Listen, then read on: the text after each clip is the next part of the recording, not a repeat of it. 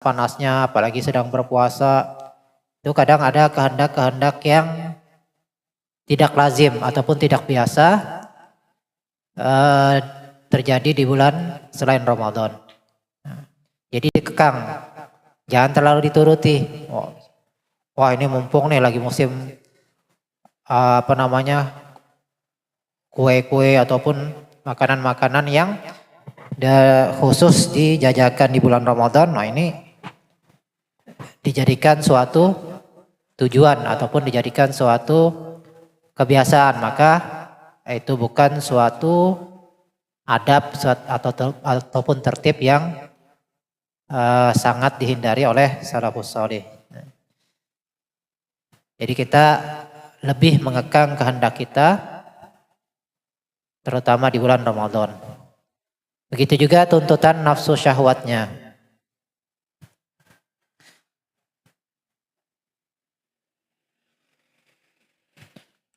Nah, adapun selain itu maka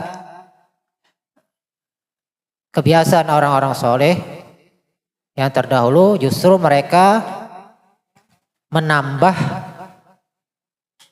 baik secara jumlah ataupun secara kualitas daripada amal-amal soleh mereka.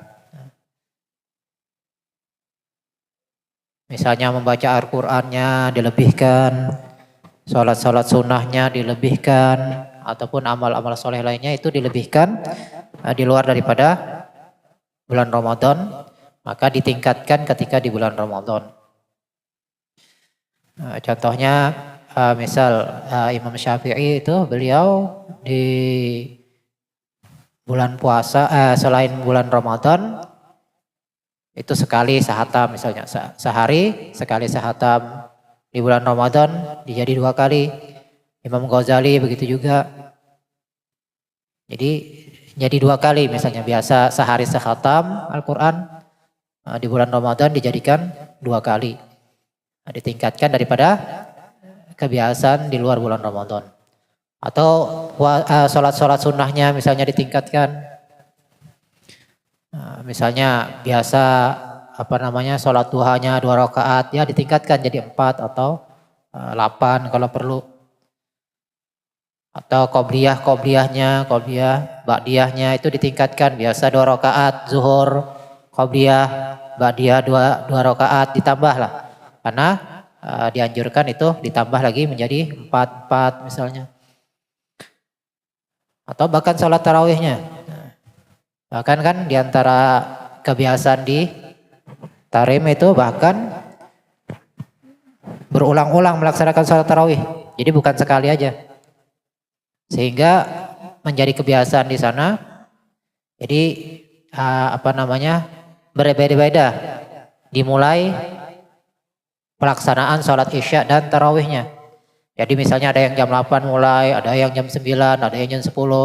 Terakhir itu sekitar jam 3 atau jam setengah 4 atau jam 4 itu.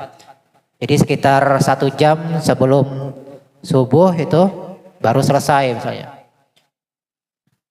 Sehingga sekali, 2 kali, bahkan sampai 5 kali. Habib Salim itu sampai 5 kali biasanya satu malam, tarawihnya sampai 5 kali. 5 kali tarawih. Nah itu ditingkatkan amal-amal soleh di bulan Ramadan. Kendati pun mereka sudah dikenal sebagai orang-orang yang banyak beramal sepanjang masanya. Nah, itulah kebiasaan orang-orang soleh. Jadi di luar bulan Ramadan kita sudah tahu kebiasaan mereka. Kayak tadi Habib Salim itu di waktu selain beliau baca kitab, baca Al-Quran, ataupun sholat-sholat wajib misalnya, nah itu beliau memperbanyak sholat sunnahnya. Bahkan di mobil itu sholat sunnah aja beliau. Hampir mengisi waktu beliau dengan ibadah. Bangun, tidur, baca kitab. Nah itu kebiasaan beliau.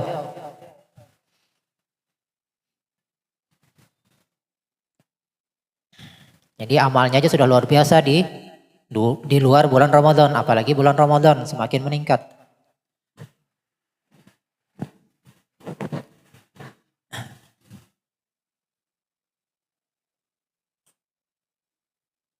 Tertib lainnya lagi ialah hendaklah tidak terlalu banyak menyibukkan diri dalam urusan dunia di bulan Ramadan.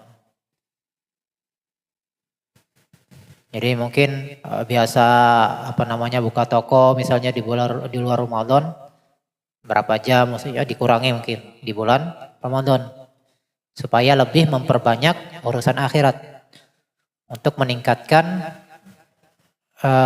waktu dalam urusan akhirat di bulan Ramadan. Jadi dikurangi urusan dunianya. Maka hendaklah yang membenamkan diri untuk beribadah kepada Allah sebanyak-banyaknya. Jadi kebanyakan waktunya adalah untuk beribadah kepada Allah Subhanahu wa taala. Dan zikir kepada Allah semampunya. Tidak mengusahakan sesuatu dari urusan dunia melainkan sekedar untuk mencukupi kebutuhan diri dan orang-orang yang berada dalam tanggungannya. Jadi sekedar keperluannya, sekedar batasannya. Ya, jadi sudah cukup misalnya untuk keperluannya dan anak istrinya udah. Kenapa demikian? Karena sebagaimana di bulan Jumat, di hari Jumat kan seperti itu juga. Kita dianjurkan memperbanyak ibadah, mengurangi daripada urusan dunia. Jadi bandingannya bulan Ramadan. Kalau di hari Jumat kita dianjurkan memperbanyak ibadah, memperbanyak urusan akhirat, mengurangi urusan dunia. Begitu juga bulan Ramadan. Bulan Ramadan kita juga dianjurkan untuk memperbanyak urusan akhirat dan mengurangi urusan dunia. Di antara sunnah ataupun adab berpuasa itu bersegera berbuka puasa. Jadi ketika sudah diketahui tiba waktunya berbuka, maka sesegera mungkin kita berbuka. Nah, maka yang dianjurkan itu dimulai dengan buah kurma. Kalau ada rutab, kurma yang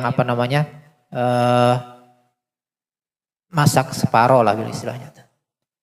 Itu yang lebih bagus. Atau misalnya kurma yang biasa lah, kurma ajwa atau yang lain. Jadi dimulai yang pertama kali kita jadikan pembuka puasa adalah kurma. Kalau nggak ada air, ini nggak ada kopi, teh misalnya atau es, nggak. Jadi yang sunnah kalau bukan kurma air dulu, air putih maksudnya. Zam-zam kah misalnya, kalau ada zam-zam. Jadi urutannya seperti itu. Jangan air es dulu baru kurma. Jadi urutannya seperti itu. Jadi kurma dulu atau rutab dulu. Kalau ada rutab dulu. Kalau nggak ada rutab baru selain rutab kurmanya. Kalau nggak ada baru air putih. Nabi senantiasa berbuka puasa sebelum menunaikan sholat maghrib. Jadi bukan masuk maghrib mau sholat dulu, enggak. Jadi sunnahnya itu kita buka dulu, sekedarnya misalnya baru kita laksanakan sholat maghrib. Sabda beliau, la tazulu ummati bi khairin ma ajjalul fitra wa akharus sahur. Umatku tetap akan berada dalam kebaikan selama mereka menjadikan berbuka puasa dan mengakhirkan makan sahur. Artinya menjadi kebaikan bagi seorang hamba manakala ketika dia berpuasa, dalam berbuka dia bersegera dan dalam bersahur dia mengakhirkan.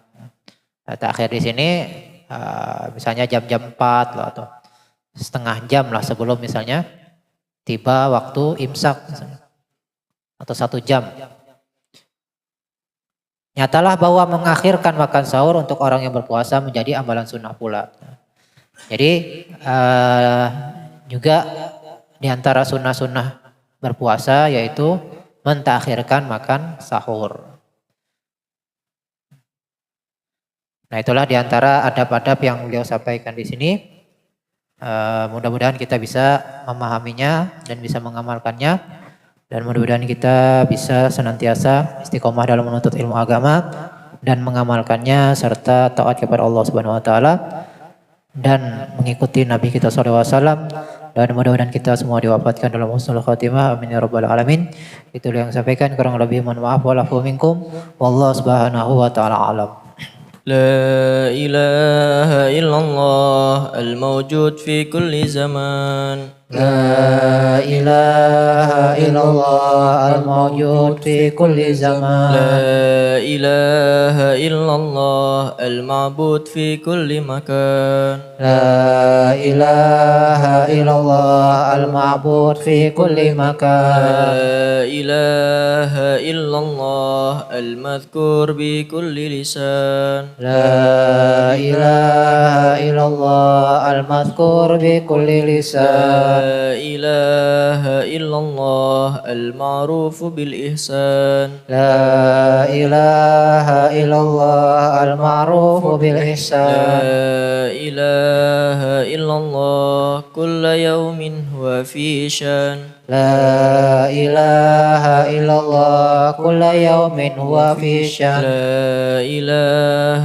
إلا الله الأمان الأمان لا إله إلا الله الأمان الأمان من زوال الإيمان ومن فتنة الشيطان يا قديم الإحسان كم لك علينا من إحسان إحسانك القديم يا حنان يا منان يا رحيم يا رحمن يا غفور يا غفار اغفر لنا وارحمنا وأنت خير الراحمين وصلى الله على سيدنا محمد وعلى آله وصحبه وسلم الحمد لله رب العالمين اللهم اهدنا فيمن هديت وعافنا فيمن عافيت وتولنا فيما توليت وبارك لنا فيما أعطيت وقنا شر ما قضيت فإنك تقضي ولا يقضى عليك وإنه لا يذل من وليت ولا يعز من عاديت تباركت ربنا وتعاليت ولك الحمد على ما قضيت نستغفرك ونتوب إليك وصلى الله على سيدنا محمد النبي الأمي وعلى آله وصحبه وسلم الحمد لله رب